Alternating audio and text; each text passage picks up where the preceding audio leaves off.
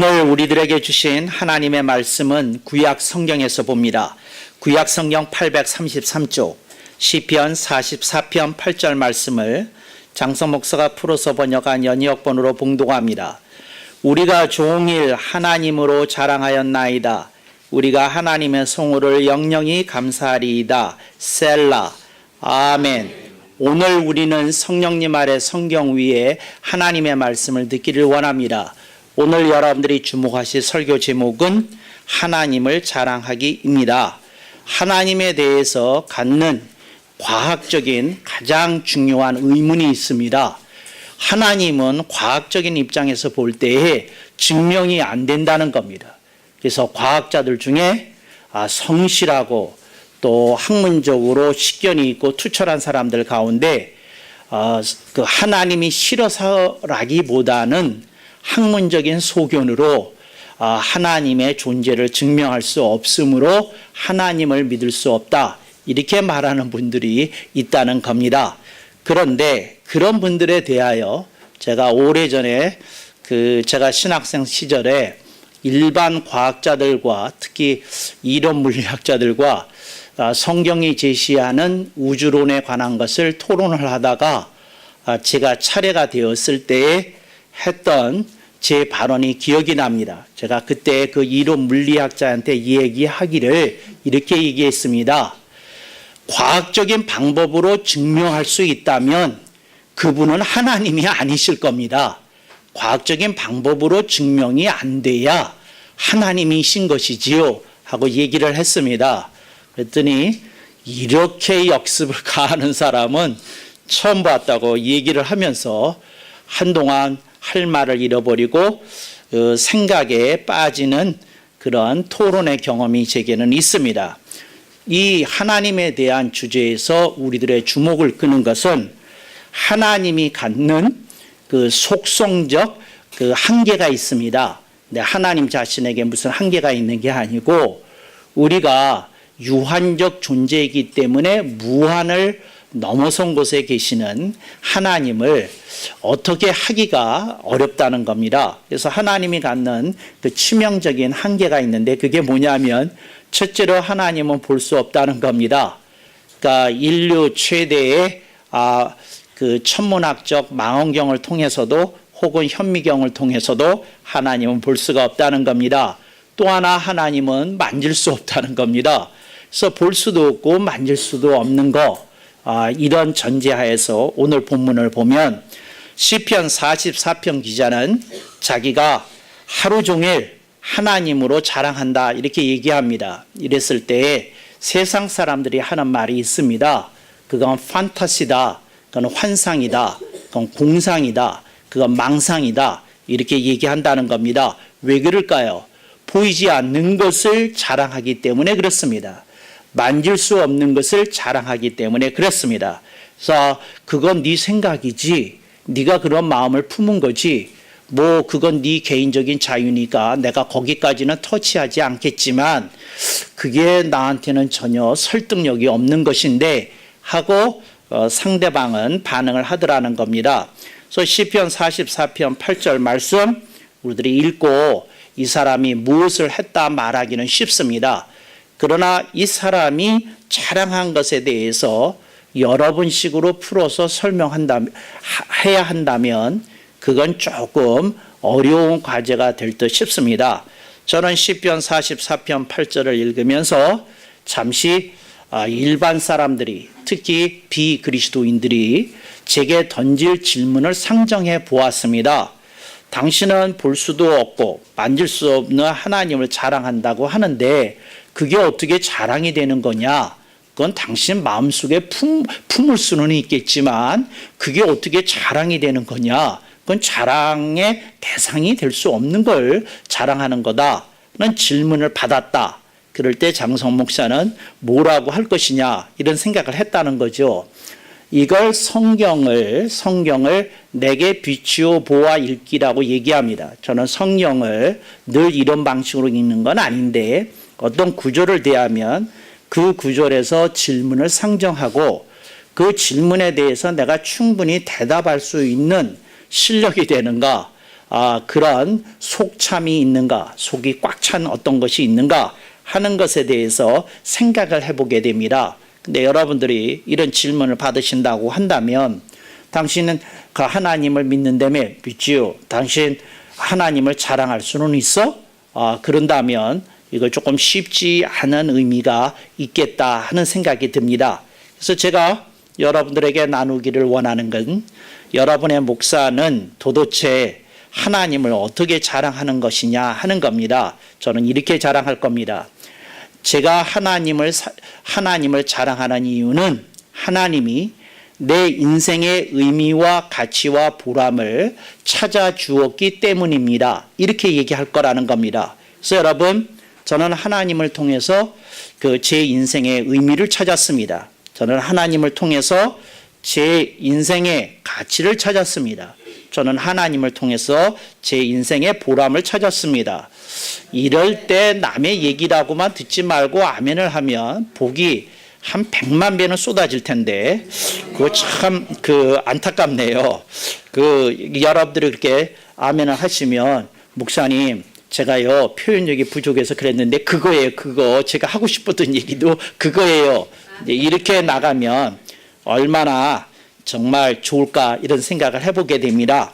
그래서 내 인생의 의미와 가치와 보람인데 오늘 우리들은 하나님의 말씀인 성경을 통해서 하나님을 이렇게 구체적으로 알아가고 배우게 되고 하나님의 위대하심 속에서 우리들이 하나님의 사랑을 받고 있다고 하는 넉넉한 그런 느낌을 갖게 되는 겁니다. 그런데 세상 사람들은 우리들이 의미를 하나님께 찾았다고 얘기를 할 때 저는 우리가 말하는 의미와 가치와 보람에 반대되는 일반 사람들이 갖고 있는 것이 무엇일까 생각을 해봤습니다. 그랬더니 답이 쉽게 나오더라고요. 사람들이 요즘 현대인들이 특히 21세기 현대인들이 더욱더 그러합니다. 20세기에도 그랬지만 21세기의 현대인들은 20세기를 살았던 사람들에 비해서는 한 7갑절은 더 그런 것 같습니다. 그게 뭐냐면 쾌락을 추구한다는 겁니다. 그들은 쾌락이 인생의 의미라고 생각을 한다는 거죠. 자기 자신을 기분 좋게 하고 자기 자신을 재미있게 하고 자기 자신을 신바람 나게 하고 자식이 자신으로 하여금 들뜨게 만드는 그 어떤 것에 인생의 의미를 사람들이 둡니다. 이거 한마디로 말해서 쾌락이라고 할 수 있습니다. 근데 여기서 쾌락이라고 하는 말은 향락이라는 말하고는 다릅니다. 향락이라는 말은 뭐냐면 어떤 사람이 방종한 모습으로 인생의 즐거움을 추구하는 게 향락입니다. 그런데 이제 쾌락이라는 말은 그거하고는 다르게 어떤 사람이 열심히 일해요. 돈을 벌어요. 일할 땐 일하고 또 놀 때는 자기 나름대로 실컷 놉니다. 근데 그게 뭐냐? 그게 쾌락이라는 거죠. 그래서 노는 데가 굉장히 다양합니다. 저 사람들이 추구하는 게 뭐냐? 이제 쾌락이라는 거죠. 그래서 사람은 쾌락이 없으면 인생의 의미가 없다고 생각을 합니다. 그래서 많은 사람들이 쾌락을 느끼지 못하면 나는 불행한 것 같아. 나는 인생을 잘못 사는 것 같아. 내 인생은 꼬였어. 풀리지 않아. 내 인생은 왜 이렇게 막힌 데가 많은지 모르겠어 합니다. 근데 이분이 말을 하는 것이 무엇인고 하니 자기가 원하는 만큼 쾌락을 얻을 수가 없고 쾌락을 누릴 수가 없다는데 이 사람의 초점이 맞춰져 있는 겁니다. 그래서 여러분들이 이 쾌락을 현대인들이 추구하고 있다. 그리고 그 거대한 물결 앞에 여러분들이 정말 서 있다. 그래서 여러분들이 때로 내 인생이 이게 뭐지 하고 허무, 허망, 허탈을 느낄 때가 있지 않습니까? 그럴 때 여러분들은 쾌락의 물결에 거세게 한 대씩 맞는 겁니다. 그래서 쾌락은 이렇게 얘기합니다. 네 인생에 쾌락 없잖아. 너 즐겁지 않잖아. 즐겁지 않으니까 고로 너는 행복하지 않잖아. 이렇게 나갑니다. 그러니까 여러분들이 그 쾌락 속에서 현대인들의 의미를 찾고 있다는 거죠. 그런데 하나님 앞에서 인생의 의미를 찾았다는 게 그게 뭐냐 하는 겁니다. 그래서 그 사람들은 그래 맞아. 나는 쾌락을 추구해. 물론 나는 방종하는 그 향락은 아니지만 내 나름대로 내가 즐겨하는 모든 걸 하면서 그게 공급돼야지 내 인생이 이렇게 좋다고 생각을 해 하면서 이제 쾌락에 대해서 그 사람이 긍정을 하고 반격을 가합니다. 그런데 당신 하나님 믿는다며 하나님 안에서 인생의 의미를 찾았다는 게 뭔지 얘기해봐. 그렇게 얘기합니다. 여러분, 제가 여러분까지 변호할 수는 없고 제가 찾았다는 인생의 의미가 뭔지를 제가 여러분과 함께 나누기를 원합니다. 제가 찾은 인생의 의미는 저는 제가 왜 이 세상에 태어났는지를 알게 되었어요. 그리고 저는 제가 이 세상에서 죽기 전에 해야 될 일이 뭔지를 그 하나님 속에서, 예수님 속에서, 성령 속에서 알게 됐어요. 그래서 저는 내가 왜 이 세상에 태어났고 내가 죽기 전에 해야 할 일이 뭐고 그 다음에 이 세상은 왜 이런 구조로 되어 있는지를 온전하게 이해할 수 있게 되었어요. 그래서 완벽한지는 모르지만 제가 영어로 표현하면 comprehensive understanding을 얻었어요. 어디서? In Bible, in Holy Spirit. 그러니까 성경 속에서 그 성령님 아래 성경 위에 제가 얻었어요. 근데 그런 걸 제가 얻었다는 겁니다. 그래서 저는 쾌락이 저한테 공급되느냐 안 되는 것에 영향받지 않아요. 그러니까 저한테 쾌락이 공급이 되지 않아도 저는 의미를 붙들고 인생을 살 거예요. 그래서 저는 여러분에게 거꾸로 질문하렵니다. 이제 여러분의 목사가 질문하는 겁니다. 당신은 이 세상에 왜 태어났는지 아십니까? 당신은 죽기 전에 해야 할 일이 있는 걸 아십니까? 또 그 일을 찾으셨습니까? 제가 묻고 싶다는 거죠. 그리고 당신은 우주가 왜 이런 구조로, 세상이 왜 이런 구조로 되어 있는지 온전한 이해에 도달하셨습니까? 묻고 싶다는 거죠. 저는 성경을 통해서 인생의 의미를 얻었다, 깨달았다. 제가 깨달은 건 이겁니다. 저는 다른 종교에서 깨달음을 얻었다는 것에 대해서 저는 이렇게 합니다. 기독교적인 깨달음이 제게 의미를 주었습니다. 제가 왜 이 세상에 태어났고 제가 죽기 전에 해야 할 일이 뭐고 또 이 우주와 세상이 왜 이렇게 구성되어 있고 구조가 되어 있는지를 온전히 이해하게 되었습니다. 제가 깨달은 바는 이런 겁니다고 저는 다른 종교를 믿는 도인들에게 당당하게 이렇게 얘기할 수 있게 되었다는 겁니다. 그런 소회가, 그런 신앙이 여러분들에게도 있기를 주님의 이름으로 당부하고 축원합니다. 두 번째로 가치입니다. 저는 하나님 안에서 이 하나님을 통해서 인생의 가치를 찾았습니다. 그런데 보통 사람들은 인생의 가치를 특히 21세기 현대인들은 어디서 찾는지를 말씀을 드리겠습니다. 21세기 현대인들은 어디서 인생의 가치를 찾는고 하니 과시에서 찾습니다. 과시. 다른 사람에게 그저 백대기 내놔야 됩니다. 고개 빳빳이 세워야 됩니다. 다른 사람에게 눈 위에서 내리깔고 쳐다볼 수 있는 그게 되기를 원합니다. 이게 어렵기 때문에 어렸을 때서부터 딱 하나는 해야 됩니다. 뭐 가장 비싼 나이키 농구화 신어야 됩니다. 왜? 이게 과시거든요. 친구들 사이에서 우리 집이 가난하고 뭐하고 뭐 그런 거 상관없어요. 농구장에서는 다 그냥 티셔츠 바람에 바지 입고 그냥 농구하는 거니까. 근데 신발이 말을 하거든. 왜 웃지를 않아요? 뭐 이런 경험이 없는 사람들처럼 딱 하고 시침이 뚝 떼고 앉아있네. 근데 하여튼 그거 과시예요. 여러분 어떤 사람들이 왜 옷에 그렇게 집착하는지 아십니까? 그거 과시예요. 줄 없어도 좋은 차 끌어야 됩니다. 왜? 과시예요. 그냥 막 사람들이 뭔가 하기 위해서 그런 겁니다. 그래서 여러분 현대인이 어떤 사람들인지 아십니까? 남한테 과시가 안 되면 좁니다. 쫄아. 과시가 안 되면 위축됩니다. 그리고 꿈속에서 시달려요. 왜? 그걸 자기가 견디기가 어렵거든요. 일상생활 속에서. 참고는 있죠. 견디고는 있죠. 그러니까 꿈이 그렇게 꿈자리가 뒤숭숭한 거 왜 그러냐? 일상생활에서 과시하면서 못 살아서 그렇습니다. 막 이게 얼마나 힘든지 몰라요.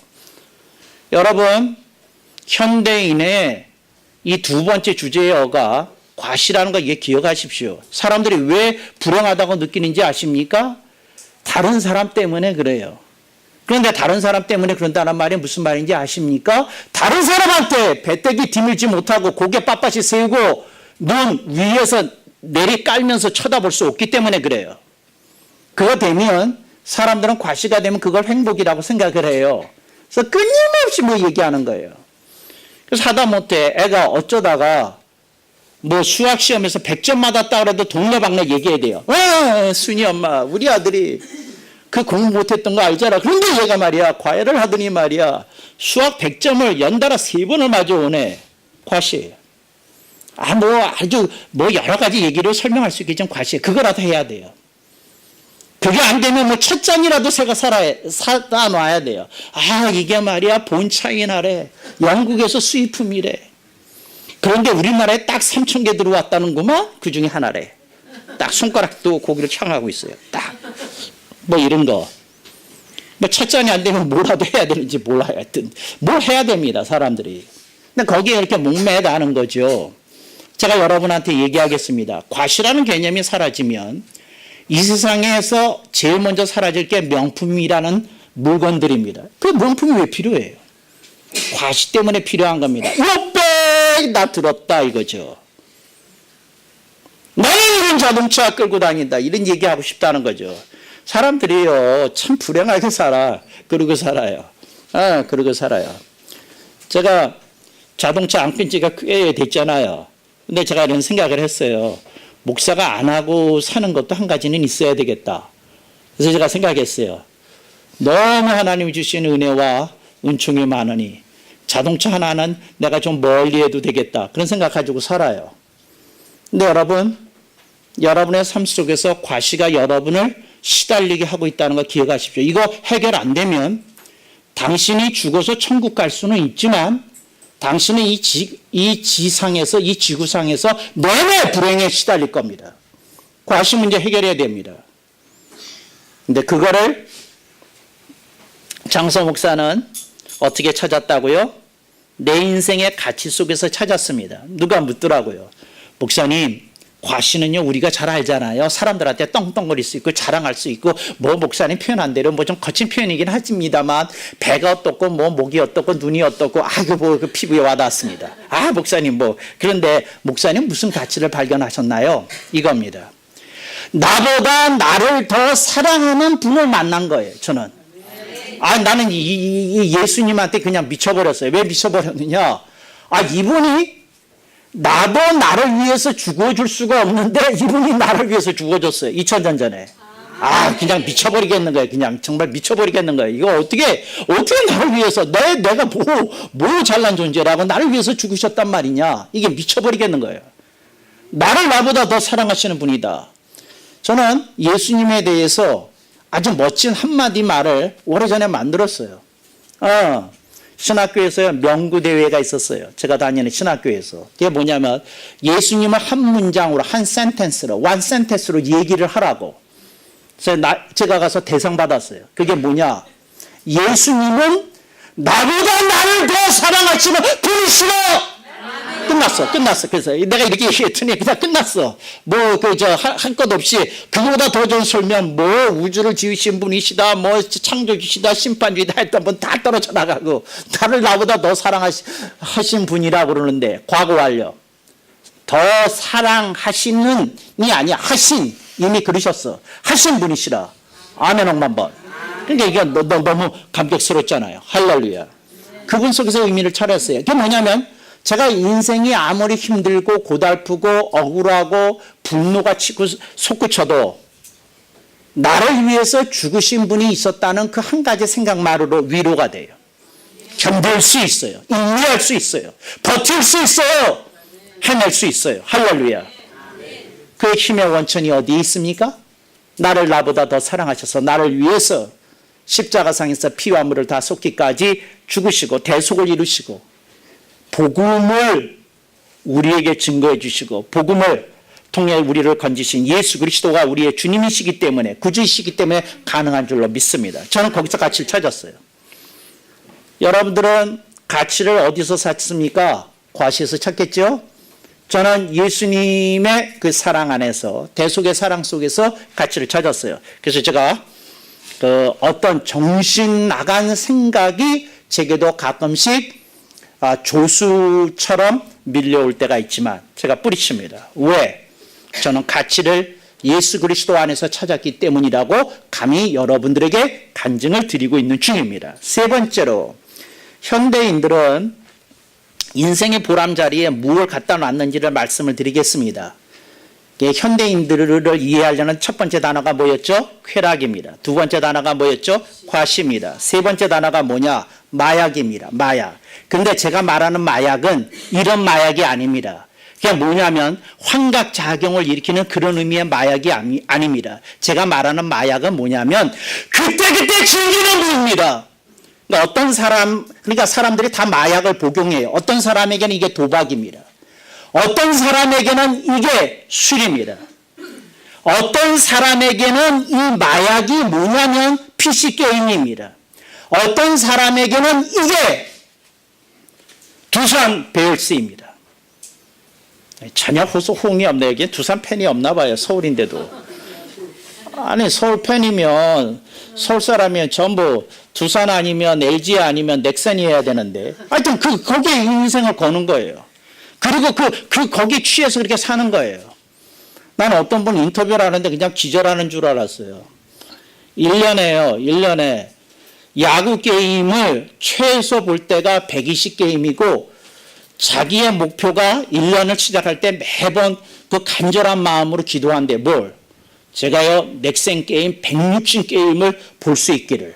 와 정말 그러니까 한국 시리즈까지 나간다 이 얘기겠지요. 근데 그걸 다 보기를 원하는 거예요. 그게 마약이에요. 어떤 사람에게 마약은 TV 드라마예요. 어떤 사람에게 마약은 화장이에요. 사람마다 마약이 달라요. 어떤 사람에게 마약은 섹스예요. 어떤 사람들에게 마약은 자신이 갖고 있는 도의 활동이에요. 벨리 댄스를 치면 모든 게 날아간대요. 마약이에요. 그 사람은 그랬지만 마약이에요. 목사님 그렇게 건전한 활동을 그렇게 얘기하시면 뭐 안 되잖아요. 배꼽 들어오는 게 뭐 어떻다고 그런 얘기하시면 안 되잖아요. 그 얘기를 하려는 게 아닙니다.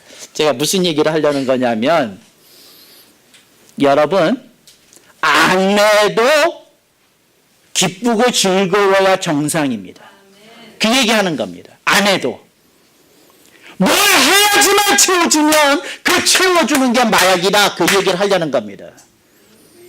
그거 안 해도 정상이 돼야 됩니다. 안 해도. 여러분의 목사의 별명이 민바보인 거 아시죠? 전 할 줄 모르는 게 너무 많아. 할 줄 모르는 게 아는 건 많은데 할 줄 모르는 게 너무 많아요. 근데 할 줄 모르는 게 너무 많은 게 아니고 사실은 안 해. 안 해. 안 하고도 행복해요. 아무것도 안 하고도 행복해요.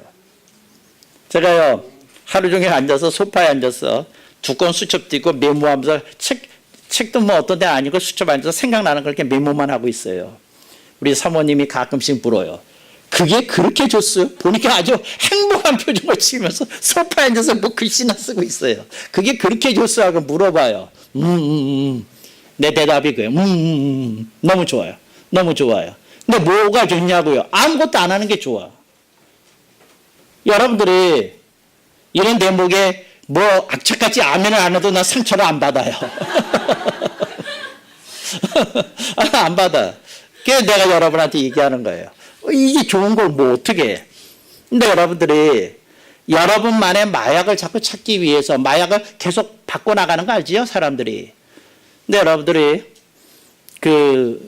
그거에 대해서 좀 정신 차려서 그렇게 할 수 있기를 바랍니다. 요즘 청소년들의 마약이 뭔지 아십니까? 커플 만드는 거예요. 내가 지하철에서 나는 왜 지하철에서 이렇게 귀가 밝죠? 중학생 3명이 얘기하는 거예요. 걔 있잖아. 깨졌대.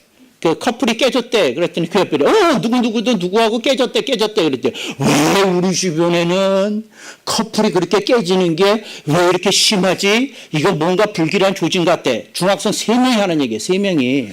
화장도 짙어. 또 뭐 빨갛게 로지처럼 보면서 그 얘기해요. 그래서 내가 알았어요. 아하. 요즘 중학생들의 마약은 화장 못지않게 커플이구나.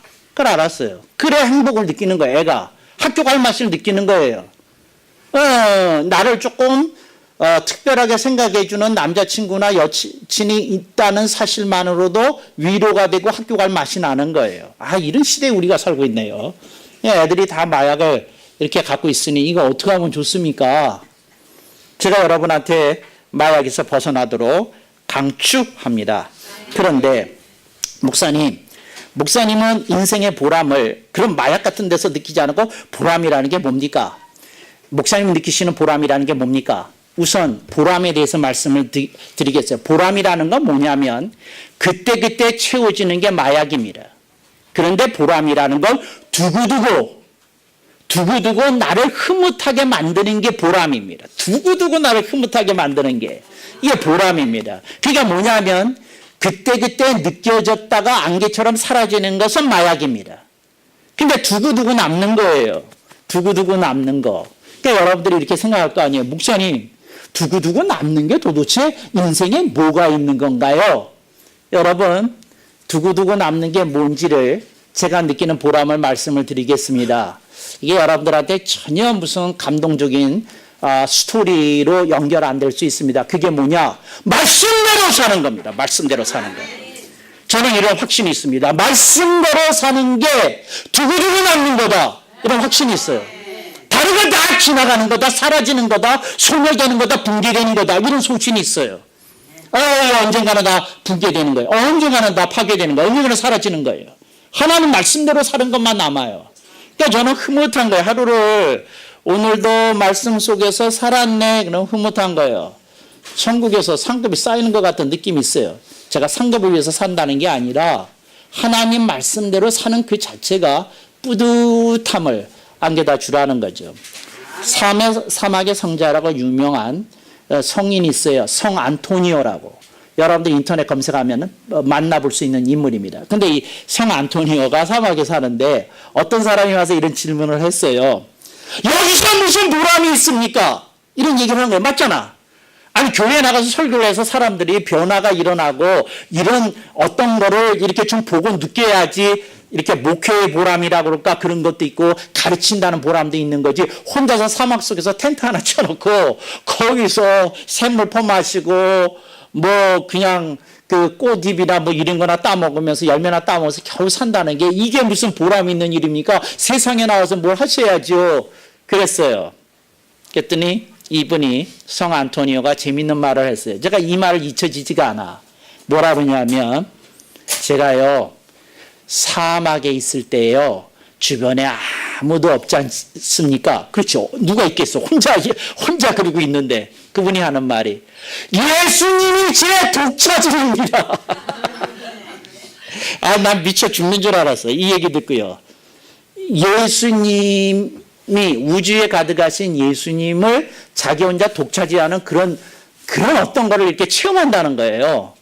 와, 정말 어떤 경지에 가면 예수님을 혼자 이 우주에서 자기 혼자 차지하는 그런 느낌이 될까?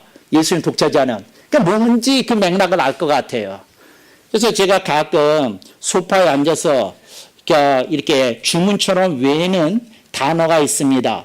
성 안토니오 이럽니다. 이게 뭐냐면 예수님 나도 좀 성 안토니오처럼 좀 독차지하고 싶은 마음이 있어요. 그 순간만이라도.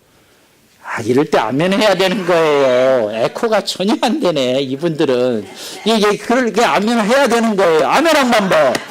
정말 이게 지금 가슴이 복장이 터지는 것 같아요. 복장이 터지네. 어떤 소프라노가 오페라에서 그 디바라고 그러잖아요. 이게 한 곡 좀 멋지게 부르는 데가 있었잖아요. 그랬는데 이분이 그날따라 한 옥타브 반이 더 올라갔대. 그러니까 근데 이제 관중들이 이제 박수 치려고 준비를 하고 있었어요. 그랬는데 한 옥타브가 올라가 반이 더 올라가니까 딱 하고 이분이 멈췄는데 타이밍을 잃어가지고 아무도 박수를 안 친 거야.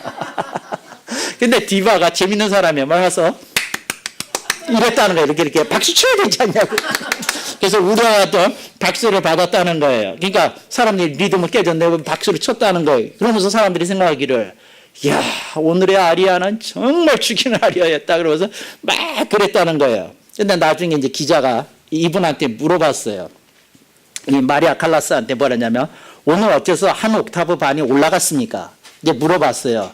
그랬더니 하는 말이 재밌어요. 뭐라 그러냐면 제가요 오늘 유별나게 관객의 의식이 안 되고 제가 저 자신에게 집중할 수 있었다고.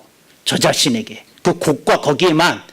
그러니까 이렇게 이제 그 청중이 있는 것만으로도 뭐 교감이 되는 게 있다고 그래요. 그 노래를 부르시는 분들의 이야기에 의하면. 그랬는데 그냥 거기에 몰입해서 자기도 모르게 그런 소리가 나왔다는 거죠. 저는 여러분에게 이런 말씀을 드리고 싶어요. 여러분들이 하나님의 말씀과 예수님께 몰입이 돼서 여러분들의 인생의 아리아가 한 옥타브 반 이렇게 올라가서 하나님을 향해서 이렇게 아름다운 음성을 하나님께 드릴 수 있으면 예수님께 바칠 수 있으면 얼마나 성령님이 기뻐서 박수를 치실까 그런 생각을 해봅니다. 우리들의 인생 속에 무엇이 있다고요? 쾌락과 과시와 마약이 있습니다. 제가 여러분에게 말합니다. 이 시편 44편 기자처럼 우리 모두 하나님으로부터 내 인생의 의미와 가치와 보람을 찾아서 여러분들이 그러한 간증을 시편 44편 기자처럼 나눌 수 있기를 주님의 이름으로 당부하고 축원합니다. 아멘. 억만번.